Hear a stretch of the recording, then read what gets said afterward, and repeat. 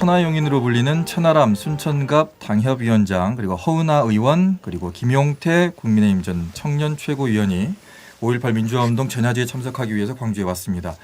이준석 전 대표는 그 이유를 5.18의 의미를 더 깊게 새기겠다는 의미라고 밝혔는데 5.18을 비롯해서 당내 현안에 대해서 직접 얘기를 나누도록 하겠습니다. 네 분과 인사 나누겠습니다. 안녕하십니까? 네, 안녕하세요. 네. 아니 저는 사실 고정 출연자잖아요. 네.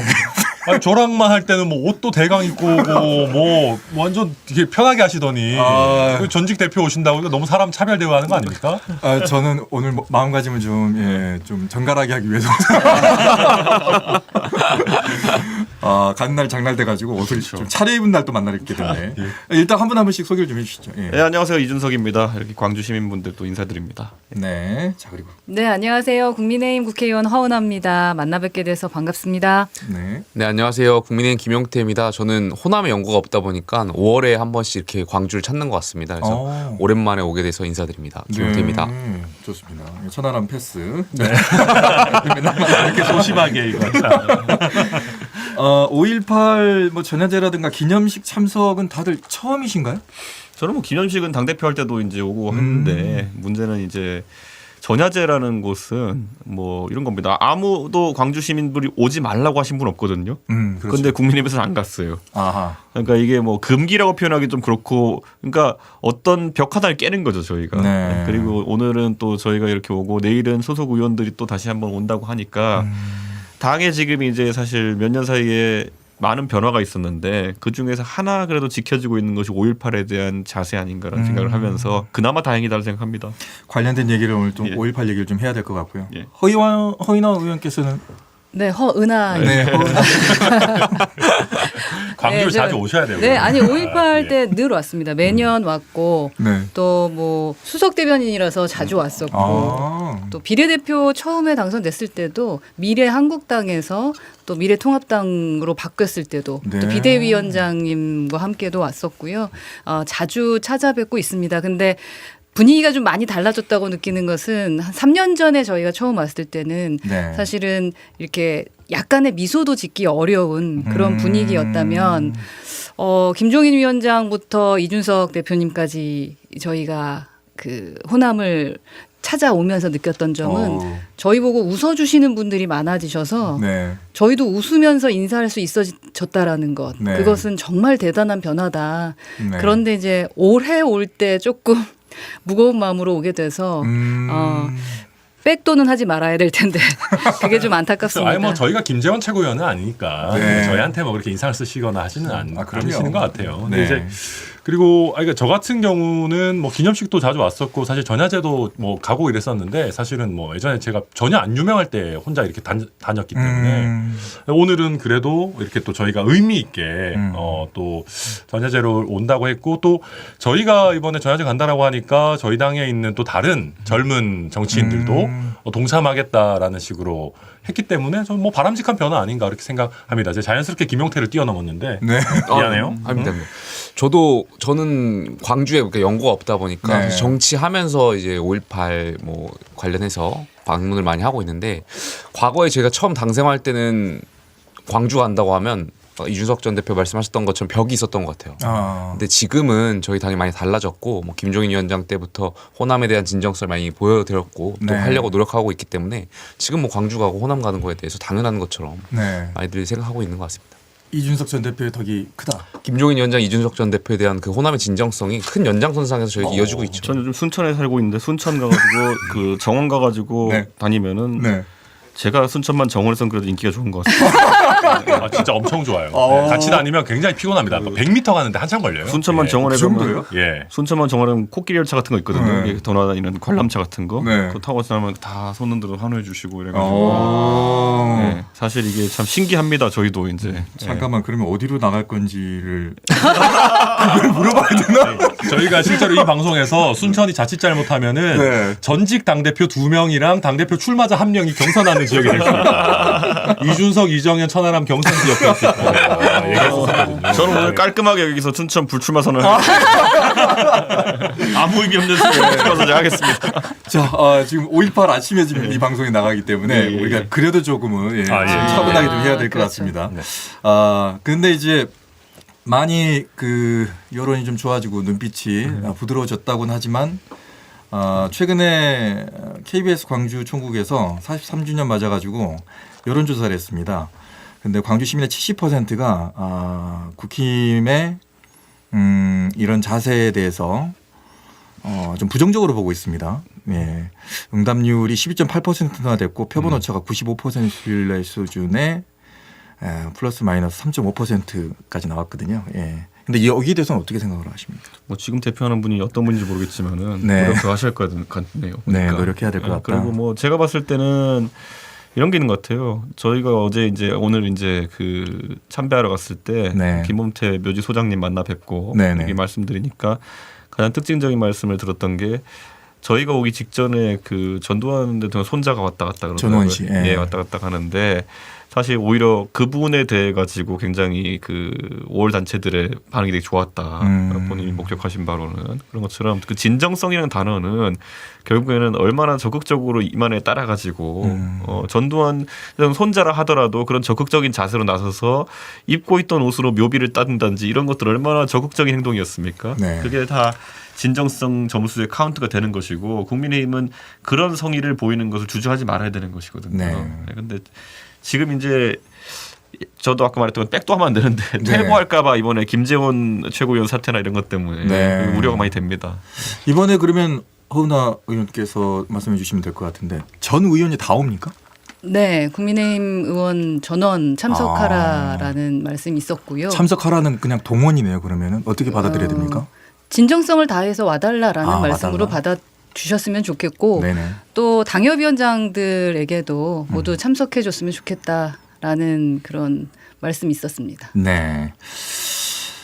그러면서 이제 나온 얘기가 그 진정성이 하나 중에 대통령 공약이었는데 5.18의 헌법 전문 수록이었습니다. 근데 그게 1년이 지난 지금 시점에서도 움직임이 없고 그렇다 보니까 이제 여기에서 나온 얘기가 원포인트 개헌으로 가자라는 얘기가 뭐 민주당에서 나왔다고도 볼 수 있겠습니다만은 지역 내에서도 그런 여론이 좀 나오고 있거든요. 여기에 대해서는 어떻게 생각하세요?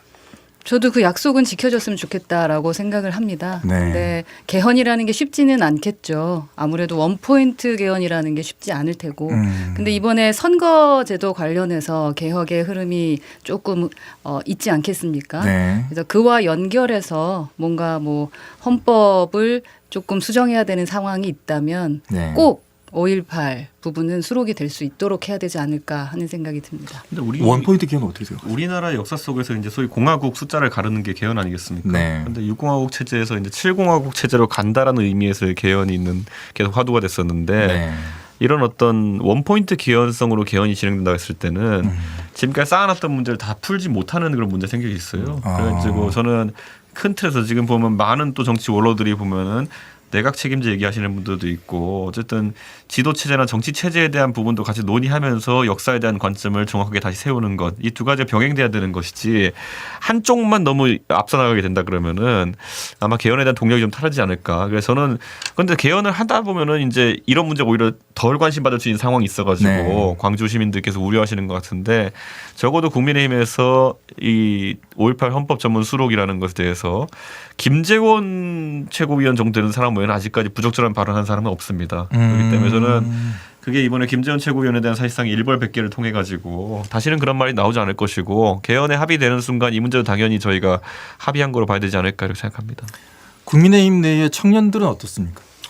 뭐 5.18 정신을 당연히 헌법 전문에 수록하자는 거에 대해서 뭐 청년들도 당연히 다 동의하고 있고요. 네. 저는 5.18 정신뿐만이 아니라 부마 항쟁이라든지 뭐 6월 항쟁이라든지 민주화 운동과 관련된 많은 선배들이 노력했던 그 운동에 대해서는 그 정신에 대해서는 헌법에 같이 담아야 된다고 생각합니다. 네. 이번 여론조사에서 또 시사하는 바 중에 하나가 그 진정성에 대한 의미를 이렇게 말을 합니다. 내년 총선이 있으니까 이번 5.18을 그런 식으로 이용하는 거 아니냐. 심지어는 이준석과 천하용인 자체도 이렇게 움직이는 게 당내에서의 권력에 대한 어떤 선점을 위해서 뭐 하는 거 아니냐라고 보는 분들도 있습니다. 어떻습니까? 그거는 그 광주 시민들께서도 오해는 안 해주셨으면 좋겠는 게요. 네. 이준석이 이거 하다가 안에서 욕 바가지를 먹었습니다. 아, 네, 그러니까 저희가 그런 어떤 유불리를 따져가지고 이렇게 할 것 같으면은 네. 당 대표가 사실 당의 그 지형점을 조금이라도 더 정상적인 모습을 바꿔놓기 위해서 제 스스로 욕먹으면서도 했던 일들인데 만약 이런 일들에 대해 가지고 뭐 그렇게 오해하실 수 있는 분도 있겠지만은 오해가 지속되면은 아마 이런 동력이 좀 떨어질 겁니다. 네. 그래서는 앞으로 제가 손해 보는 일이 있다 하더라도 이 기조는 계속 이어나갈 것이고 지금도 손해 보고 있다고 해도 이어나가고 있습니다. 네. 그러니까 이게 사실 전 국민적으로 보면 말이 안 되는 상황인데 이번에 저희 당내 100% 선거 보셨겠지만은 네. 거꾸로 여기서 왜곡된 역사인식을 가진 분들이 최고위원 당선되지 않습니까? 그러니까 그게 손해라면 손해죠. 이번에 여기 천하용인 팀 다 전당대회 나갔었는데 여기 있는 후보들 득표율이 얼마이고와 관계없이 제가 그래도 되게 자랑스럽게 생각하는 건 뭐냐면은 표에 정신 팔려가지고 일부 소수의 어떤 그런 극단적인 사람들을 어떻게 끌어들이기 위해 가지고 전광훈 목사를 만나서 인사한 사람도 없고 여기는요. 그리고 역사에 대해 가지고 왜곡된 관점을 가지고 이야기하는 사람도 없고 떳떳하게 나가가지고 승부 본 겁니다. 네. 그건 뭐 전 국민이 봤으니까요. 뭐 저도 이제 뭐 동료들한테 그랬습니다. 내가 국민의힘 전당대회를 이걸 라이브로 보게 될 줄은 몰랐다. 그리고 5월 18일 아침에 민주당과 5.18 재단 행사 추진위를 섭외를 하는 게 아니라 국민의힘을 내가 섭외를 할 거라고는 생각도 못했는데 그만큼 이제 많이 바뀌었다는 얘기겠죠. 자, 그러면 뭐 이거 하나 물어보고 싶습니다. 이제 윤석열 정부 특히 윤석열 대통령이 자유와 평화를 그렇게 강조를 하시고 민주를 강조를 하시는데 80년 5월 그리고 5.18이 자유와 민주의 어떤 투쟁이었거든요. 거기에 비춰봤을 때 윤석열 정부의 1년은 어떻게 각자가 평가하실 건지 한 분씩 물어보고 싶습니다. 민주주의의 정의를요. 네. 보통 우리가 그러면 5.18과 많은 어떤 민주화 운동을 통해 가지고 이뤄내려고 민주주의를 보통 정치민주화 이렇게 정의합니다. 학자들은. 네. 국민이 스스로 본인들의 지도자를 뽑을 수 있고 누구나 그 지도자가 되기 위해 가지고 출마할 수 있는 그 단계. 네. 선거권과 피선거권이 완벽하게 주어진 상태를 정치민주화가 이룩된 상태라고 봅니다. 그러면은 뭐 공직선거가 있었던 건 아니지만 사이에 저희 전당대회를 놓고 보면은 어떤 사람은 출마하고 싶은데 출마 못하게 되었고 우리는 국가 보조금 받는 정당인데도 불구하고 일반 국민의 선거권은 박탈되었다 볼 수 있는 것이고 네. 그렇기 때문에 그 부분에 대해서는 다소 아쉬운 열화가 있었다라고 봐야 될 것 같고요. 다만 이번에 이제 그 결과로서 지도부가 출범하자마자 2달 만에 최고위원 2명 잘라내는 그런 상황이 되지 않았습니까? 그러니까 그게 잘못되었다는 것은 이제 다 공인되었기 때문에 네. 저는 이제는 이런 길로 가지 않았으면 좋겠습니다. 네. 허은하 의원께서는 어떻게 생각하십니까?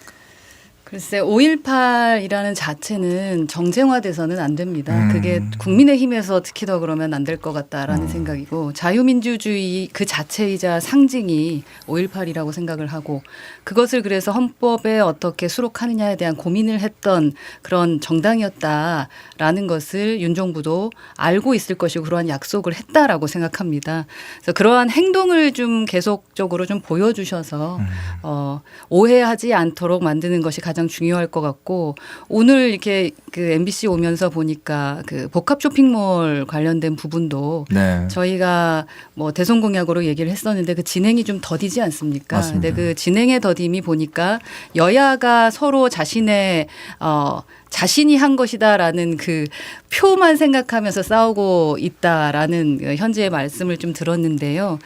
그럼 민주당이 원하면 그냥 민주당이 잘했다라고 하시면서 우선 광주 시민을 위해서 그 복합 쇼핑몰 만드는데 속도를 좀 내게 하는 그러한 통 큰 리더십을 좀 보여주고 어차피 결과로서 역사가 복합 쇼핑몰이라는 결과물을 봤을 때 누가 잘했는지 누구에서부터 시작됐는지에 대한 것은 역사가 평가하니까 누가 잘했다 못했다라는 것을 고민하는 것이 아니라 네. 대한민국 미래 보면서 광주도 그리고 5.18도 바라볼 수 있는 그런 정부 됐으면 좋겠습니다. 네. 좀 여쭤볼 수 있을까요? 여당의 역할이 좀 없었던 1년 아니었던가 생각해 봅니다. 과거에 저희 국민의힘이 집권했을 때도 네. 사실 아쉬웠던 부분 중에 하나가 저희 당은 여당이 되면 대통령만 쳐다보는 정당이었던 것 같아요. 네. 여당의 역할을 하기보다.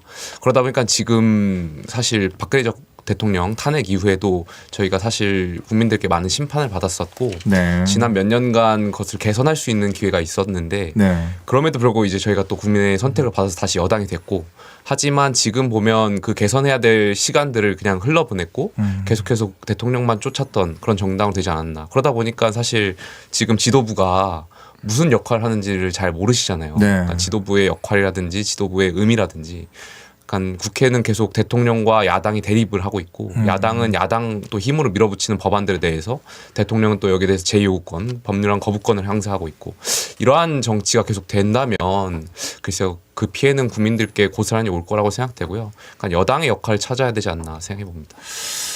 그 만나지를 못하고 있잖아요. 네. 지금 대통령이 예, 야당 대표를 그거 이거는 뭐 고스란히 피해는 뭐 국민들에게 다 오고 있는데 어떻게 생각하세요? 이게 이제 그런 겁니다. 만약에 우리 정치가 원내대표끼리의 소통이라든지 아니면 뭐 꼭 대통령이 야당 대표를 만나지 않더라도 뭐가 잘 되고 있다. 그럼 네. 뭐 우리 사실 뭐 대통령 야당 대표 뭐 안 만나셔도 뭐 잘 되고 있는데요. 근데 그런 상황이 아니다 보니까 사실은 네. 탑다운 방식으로 우리가 어떤 정부 여당과 야당 사이에 조금 더 획기적인 어떤 그런 소통들이 있었으면 좋겠다라고 국민들께서 기대하시는 것이거든요. 네. 또 그게 어찌 보면은 정치 경력 없는 정치 신인 윤석열 대통령이 기존의 어떤 여의도 정치의 문법을 깨고 더 적극적인 소통을 해달라라고 하는 국민들의 기대였을지도 모르겠습니다. 네. 근데 이제 그런 기대와 다르게 뭐 이재명 대표의 여러 뭐 사법적인 그런 문제들이 있다 손 치더라도 그런 만남이 없고 탑다운식의 어떻게 보면 뭔가 시원하게 뚫어내는 어떤 그런 부분들이 없다 보니까 네. 좀 답답해 하시는 것 같고요. 그러니까 이제 오늘이 이제 그 18일 아침 방송이니까 저는 대통령께서 그 5.18 민주화 운동과 관련해서 어떤 그 정말 진영의 벽을 완전히 허무는 노력을 기울이시는 것만큼 다른 어떤 역사적인 문제뿐만 아니라 우리 사회의 여러 어떤 진영 간의 벽이 있는 부분에 있어가지고도 네. 원래 국민의힘 정치인 이런 게 아니시잖아요. 그래서 좀 그런 거 없이 적극적으로 좀 넘나드시고 뭐 야당 대표와도 뭐 더 조금 더 적극적으로 소통하시는 거 필요하다고 생각합니다. 네. 이런 게 있어요. 그러니까 영화 옛날에 미국 드라마의 밴드 브라더스라는 데 보면은 나중에 이제 그 주인공이 가가지고 과거에 자기랑 관계가 안 좋았던 사람이 자기한테 인사 안 하고 지나가니까 야 인사는 나를 사람을 보고 하고 안 하고 하는 게 아니라 내 계급을 보고 하는 거야 이렇게 얘기해요. 그게 우쭐거리는 것보다도 군대 내 체계라는 게 그렇게 돼 있다는 걸 강조하기 위한 것인데 이런 거예요. 이재명 대표를 안 만나는 이유는 지금 전해지기로는 이재명 대표가 여러 가지 수사를 받고 있고 그렇기 때문에 상대하지 않겠다는 취지로 보이는데 이재명 대표의 허물이 무엇인지는 가려봐야겠지만은 이 논리를 그대로 적용하면요. 앞으로 윤석열 대통령은 남북 관계를 풀어나갈 수가 없습니다. 정상회담을 할 명분이 없습니다. 왜냐? 남북 정상회담을 하면은 김정은이라는 사람은 본인이 주장하기로도 천안함 사건을 일으켰고 천안 폭침을 일으켰고 여러 가지 악행을 저질렀다 되어 있는데 그러면 안 볼 겁니까? 예를 들어서 앞으로 그러면 뭐 외교를 하다 보면은 다른 나라에 보면 독재자 역할을 하고 있는 사람들도 만나야 될 수 있는데 그 사람들이 나쁜 일을 국내에서 했으면 그 사람들을 안 보겠다는 취지입니까? 저는 그러니까 이런 거로 봐서 앞으로 푸틴은 절대 안 만날 겁니까? 저는 이런 것들에 대해서 지금 단순히 야당 지도자에 대해 가지고 이재명 개인을 어떻게 정치적으로 요리하기 위해 가지고 기준을 이렇게 세워버리면은요. 네. 밖에 나가서 외교를 못 합니다. 네, 그렇죠. 지금 예. 그러니까 제가 아까 돌려가면서 사실은 네. 통합 리더십 얘기를 한 거거든요. 네네. 그러니까 야당 대표도 좀 만나야 되고 네. 사실 이준석 전 대표도 만나야 되고 저는 서로 안 만납니다. 만나서 제가 안 만납니다. 안 만났어요. 서로 더 만나. 저는 좀 플러스 정치를 네. 앞으로는 좀 했으면 좋겠다라는 생각은 듭니다. 알겠습니다. 자, 저희가 지금 유튜브와 라디오를 동시에 지금 하고 있는 방송은 여기서 잠깐 멈추고요. 또 저희가 좀 물어볼 게 좀 한두 개 더 남아 있습니다. 그래서 유튜브 라이브 2부가 있으니까 그쪽으로 넘어오시면 될 것 같습니다. 자, 지금까지 이준석 전 국민의힘 당대표 그리고 천하람 순천갑 당협위원장 그리고 국민의힘의 허은하 의원, 김용태 전 국민의힘 청년 최고위원과 함께 유튜브 그리고 라디오로 함께 했습니다. 세 분 일단 고맙습니다. 유튜브로 넘어가서 잠시 조금만 더 하도록 하겠습니다. 고맙습니다. 감사합니다. 예, 시사 인터뷰 오늘도 여기서 마치도록 하겠습니다. 5.18입니다. 오늘 경건한 마음으로 민주를 위해서 먼저 희생하신 분들에게 머리 숙이는 날이 됐으면 하는 바람입니다. 자, 여기서 마치겠고요. 잠시 후 유튜브 라이브로 넘어오시기 바라겠습니다. 광주 복합 쇼핑몰 관련해서도 좀 물어볼 게 좀 있어서요. 지금까지 김규빈이었습니다.